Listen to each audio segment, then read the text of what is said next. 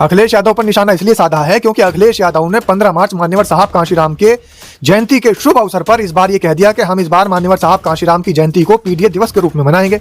तो बसपा सुप्रीमो बहन मायावती ने याद दिला दिया कि आपको मान्यवर साहब कांशीराम से अगर इतना ज्यादा प्रेम है तो हमने एक जिले का नाम बदलकर कांशीराम नगर रखा था। मतलब बदलकर क्या रखा था, उसका असली नाम ही कांशीराम नगर है, लेकिन समाजवादी पार्टी मुखिया अखिलेश यादव ने उसका नाम बदलने का काम किया और कांशीराम नगर का नाम बदल करके कासगंज कर दिया। अगर इनको कांशीराम से इतना ही प्यार था तो फिर उन्होंने नाम क्यों बदल दिया? अगर कांशीराम दिवस के रूप में ये पीडीए दिवस मना रहे हैं और कांशीराम जयंती के रूप में ये पीडीए दिवस को मनाना चाहते हैं तो भाई आप ये बता दीजिए कि कांशीराम का प्रेम आपका कहां चला गया?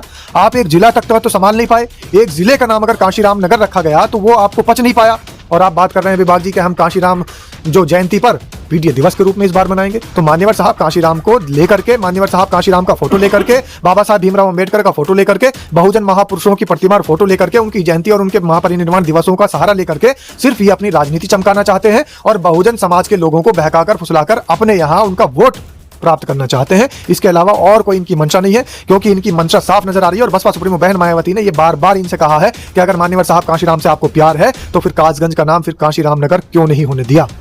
और समाज के तमाम साथियों, चंद्रशेखर आजाद को आज हम उनके बलिदान दिवस पर भावभीनी श्रद्धांजलि अर्पित कर रहे हैं, लेकिन साथ ही एक बात और बता रहे हैं कि इस देश के मनुवादियों ने वहां पर भी अपना काम किया है।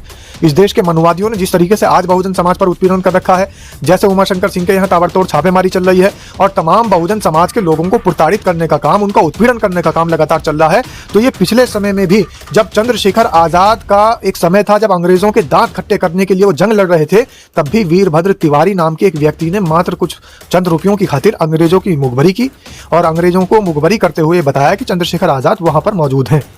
अंग्रेज वहां पर पहुंच गए, लेकिन चंद्रशेखर आजाद ने अंग्रेजों को यह कहा कि तुम्हारे नापाक हाथ मेरे जिस्म को मेरे जीते जी तो नहीं छू सकते, और अपनी जीवन लीला समाप्त कर ली। लेकिन वहां पर भी एक मनुवादी सामने आया। मनुवादी हर जगह सामने आ रहे हैं और मनुवादियों के पिट्ठू भी लगातार सामने आ रहे हैं। हालांकि एजाज खान ने यह बात भी कही है कि चंद्रशेखर आजाद ने जिस तरीके से मेरा राजनीतिक करियर चौपट कर दिया, ये कहीं ना कहीं किसी साजिश का शिकार है, क्योंकि चंद्रशेखर आजाद खुद दूसरों के लिए राजनीति में उतरे हुए हैं। अच्छा जी, दूसरी पार्टी के लिए, भारतीय जनता पार्टी के लिए कह सकते हैं।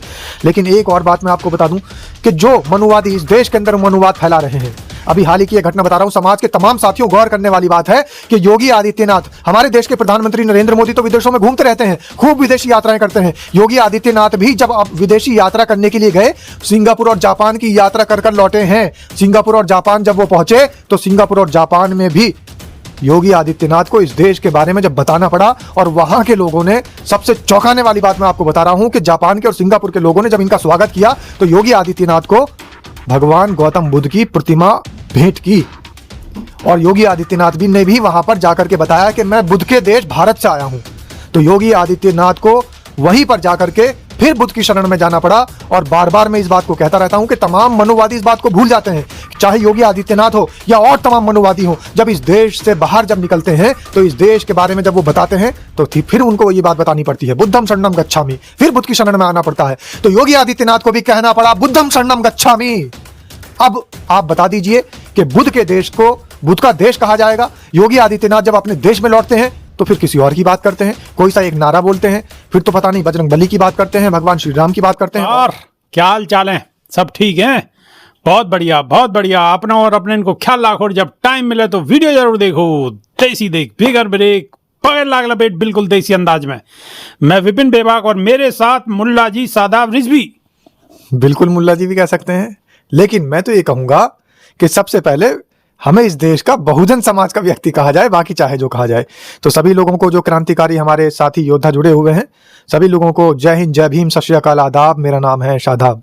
सादाब रिजवी, आज तो आपके जो सांसद जी हैं आपके क्षेत्र के, उनकी बड़ी चर्चा चल रही है। क्या मामला है, पूरा दर्शकन को बताओ जरा। देखिए उनकी चर्चा क्या चल रही है, उनके किस्से खुल करके सामने आ रहे हैं। एजाज खान है जो बॉलीवुड एक्टर हैं मुंबई से, उन्होंने इलेक्शन भी लड़ा था आजाद समाज पार्टी के टिकट पर। तो उन्होंने बताया है कि भाई मैं टिकट नहीं ले रहा था, किसी दूसरे व्यक्ति ने टिकट जबरदस्ती दिलवा करके चुनाव लड़वा दिया, और चंद्रशेखर आजाद पर उन्होंने आरोप लगाया है।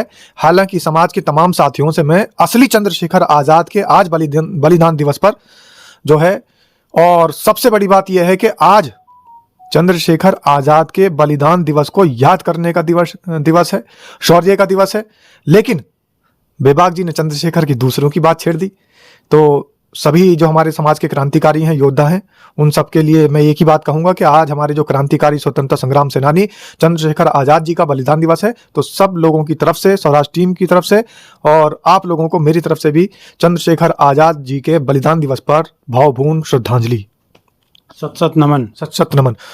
तो समाज के तमाम साथियों, आज जो एजाज खान का ये बयान आया है वो ये आया है कि चंद्रशेखर आजाद ने जबरदस्ती चुनाव लड़ाया और साथ ही उनकी छवि खराब करने की कोशिश की, उनका राजनीतिक करियर चौपट कर दिया। अच्छा जी, पहली बॉल में आउट कर दिया उनको। अरे क्योंकि उन्होंने ये बात बताई है कि उनको मात्र 155 वोट मिले। जब आजाद समाज पार्टी के टिकट पर वो चुनाव लड़े तो 155 वोट मिले, और जब वो निर्दलीय चुनाव लड़े थे तो उनको 1000 से भी ज्यादा वोट मिले थे। अच्छा, तो उनकी तो वोट परसेंटेज ही घट गई और पैसा कितने खर्च है गए? और करोड़ों रुपया उनका खर्च हो गया। सबसे बड़ा सवाल ये उठा। कई करोड़ रुपया में 155 वोट मिले, यानी कि मुश्किल से घर और रिश्तेदार परिवार के जो नजदीक होंगे उनके ही मिले बस।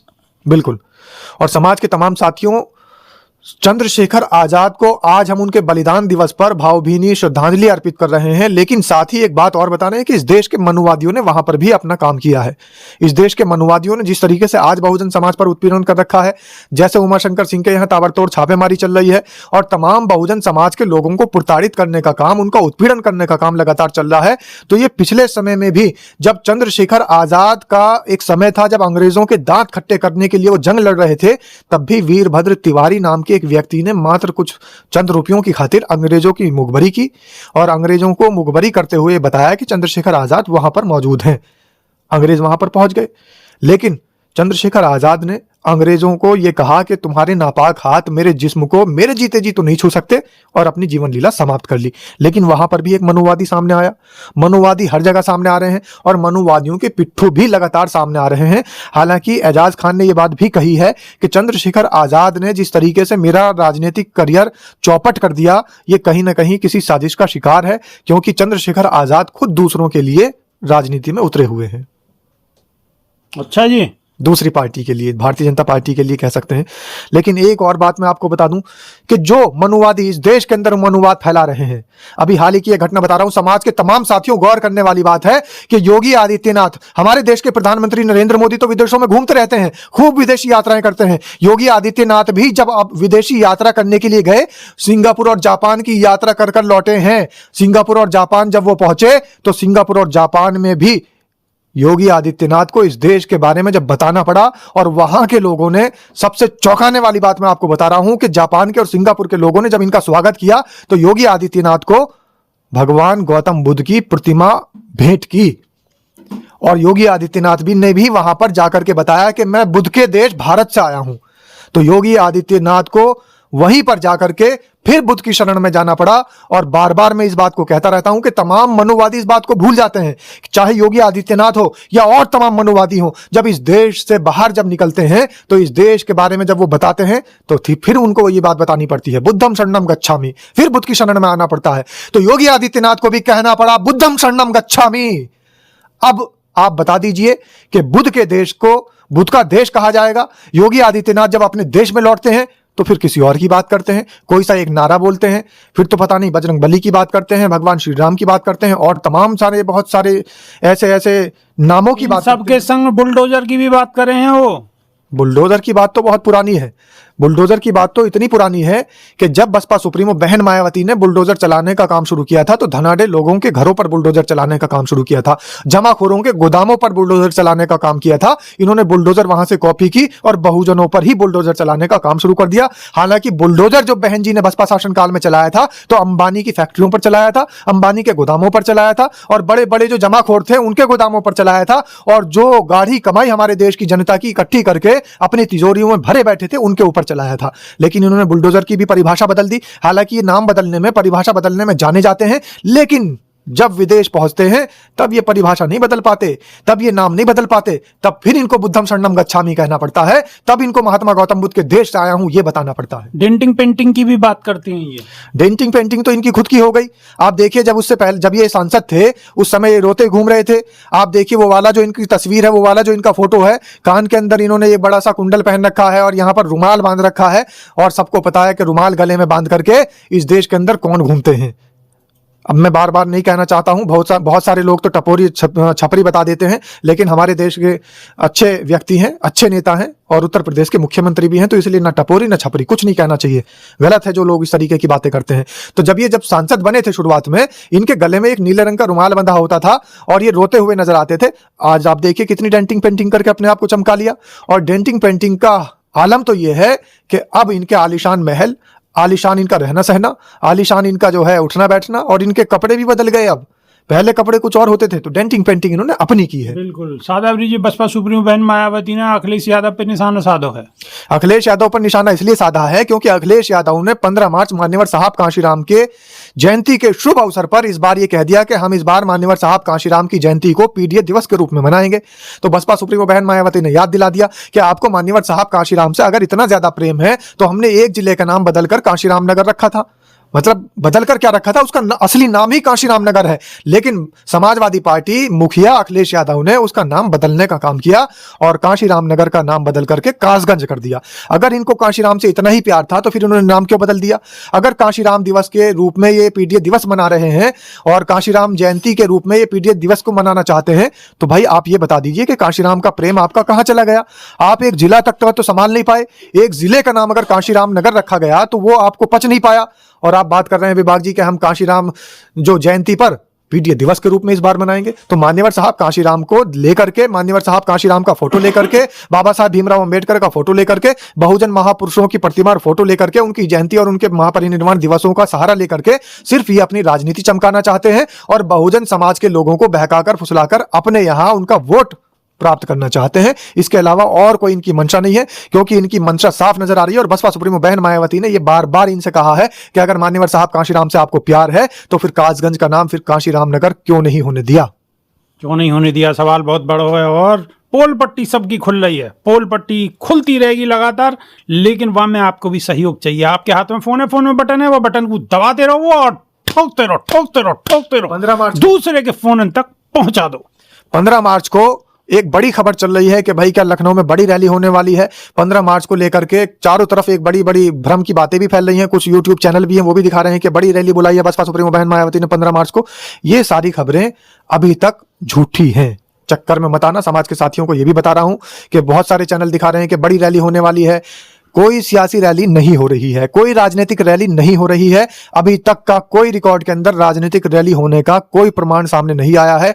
रही बात 15 मार्च को कार्यक्रम की, तो हमेशा ही कार्यक्रम होता चला आया है। हमेशा ही 15 मार्च को मान्यवर साहब कांशीराम की जयंती बहुजन समाज मनाता चला आया है। बहुजन समाज पार्टी हमेशा ही मान्यवर साहब कांशीराम की जयंती 15 मार्च को मनाते चले आ रहे हैं। तो इसलिए कोई अभी नया राजनीतिक कहीं भी कोई रैली का या किसी भी बड़ी संगठन का, बड़ी सभा का कोई कहीं से कहीं तक अभी तक सच या प्रमाण नहीं सामने आया है। इसलिए समाज के साथियों बहकाए में मत आइएगा। और सीधे तौर पर चंद्रशेखर आजाद रावण की जो आज बात बताई गई है, एजाज खान ने पोल पट्टी खोल दी है। सोशल मीडिया पर यह खबरें आज वायरल हो रही हैं। हालांकि बहुत सारे लोग इस बात को कह रहे हैं कि एजाज खान ने ये जो सच्चाई बताई है चंद्रशेखर रावण की राजनीति पर, इससे प्रभाव पड़ेगा। अब आप बताइए प्रभाव पड़ना चाहिए या नहीं, या एजाज खान के साथ गलत हुआ सही हुआ? आप कमेंट के माध्यम से जरूर बता सकते हैं। और आगे नहीं है क्या करना? कमेंट करना है और फिर आगे को बढ़ाना है, यानी कि ठोकना है। ठोकते रहो, ठोकते रहो, ठोकते रहो। तो बहुत बहुत धन्यवाद सादा जी। जय भीम, जय संविधान, नमो बुद्धाय। नमस्कार।